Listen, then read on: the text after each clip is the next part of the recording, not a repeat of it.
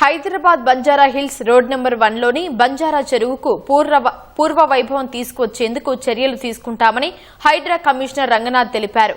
Banjara lake కబ్జాకు గురైందని, కలుషితమైపోయిందని స్థానిక MLA దానం నాగేందర్తో పాటు సమీప కాలనీ వాసులు, స్థానికులు ఫిర్యాదు చేయడంతో ఎమ్మెల్యేతో కలిసి చెరువును పరిశీలించారు. 45 ఏళ్ల క్రితం ఈ చెరువు స్వచ్ఛమైన నీటితో ఉండేదని కమిషనర్ గుర్తు చేశారు. మరో 10 రోజుల్లో స్థానికులతో చర్చించడంతో పాటు విచారణ జరిపించి బంజారా లేక్ పునరుద్ధరణకు చర్యలు తీసుకుంటామని తెలిపారు. వాణిజ్య సముదాయాల రసాయనాలను చెరువులోకి వదలడం వల్ల పూర్తిగా కలుషితమైందని ఎమ్మెల్యే దానం నాగేందర్ అన్నారు.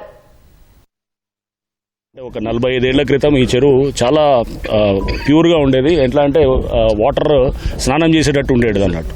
సో ఇప్పుడు ఈ చెరువు ఇప్పుడు చూస్తే కనుక దీంట్లో అసలు మొత్తం టోటల్గా one of the most polluted lake Hyderabad సిటీలో ఏమైనా ఉందంటే డెఫినెట్గా ఇది ఒక వన్ ఆఫ్ ద లేక్ అని మనం అనుకోవచ్చు.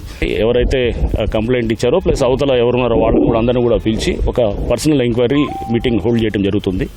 అది అయిన తర్వాత దాన్ని అప్పుడు డెఫినెట్గా మా యాక్షన్ అనేది దీని మీద తీసుకోవడం జరుగుతుంది. లేక్లోకి ప్యూర్ అసలు ఏంటంటే న్యాచురల్ వాటర్ వచ్చేది. ఎప్పుడన్నా వర్షాలు వచ్చినప్పుడు గ్రావిటీ ద్వారా వచ్చిన వాటర్ ఇక్కడ ఉండేది.